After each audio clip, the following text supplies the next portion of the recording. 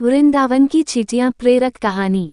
एक सच्ची घटना सुनिए एक संत की। वे एक बार वृंदावन गए, वहां कुछ दिन घूमे फिरे, दर्शन किए। जब वापस लौटने का मन किया तो सोचा भगवान को भोग लगाकर कुछ प्रसाद लेता चलूं।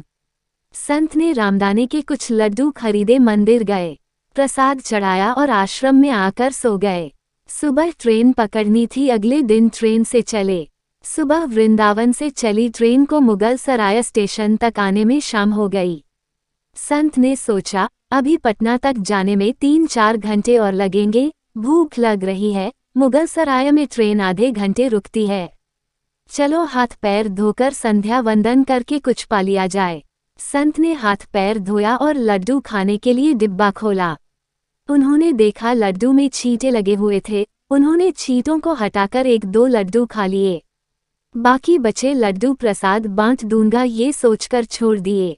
पर कहते हैं न संत हृदय नवनीत समाना, बेचारे को लड्डुओं से अधिक उन छींटों की चिंता सताने लगी।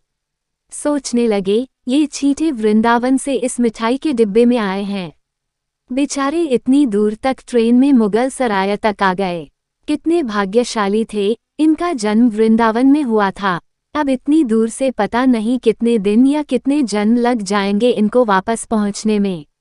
पता नहीं ब्रज की धूल इनको फिर कभी मिल भी पाएगी या नहीं। मैंने कितना बड़ा पाप कर दिया, इनका वृंदावन छुड़वा दिया। नहीं, मुझे वापस जाना होगा।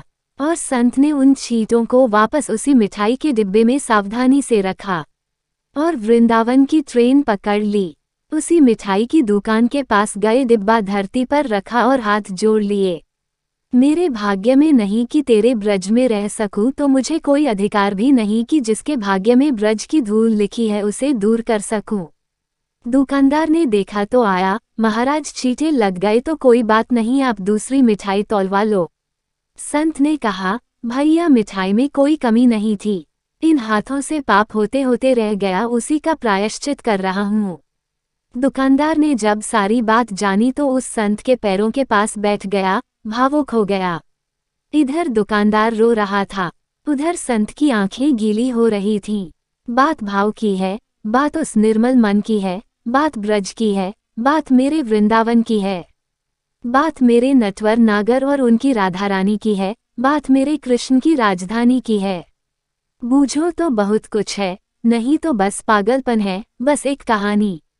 घर से जब भी बाहर जाए तो घर में विराजमान अपने प्रभु से जरूर मिलकर जाएं, और जब लौटकर आए तो उनसे जरूर मिले, क्योंकि उनको भी आपके घर लौटने का इंतजार रहता है। घर में यह नियम बनाए कि जब भी आप घर से बाहर निकले तो घर में मंदिर के पास 2 घड़ी खड़े रह कर कहें, प्रभु चलिए, आपको साथ में रहना है।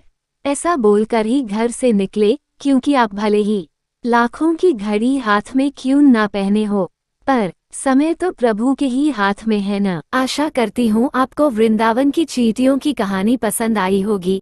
आगे ऐसी ही कहानियों के लिए वीडियो को लाइक और चैनल को सब्सक्राइब करें और अपने सुझाव हमें कमेंट बॉक्स में लिखें। मिलते हैं अगली कहानी में।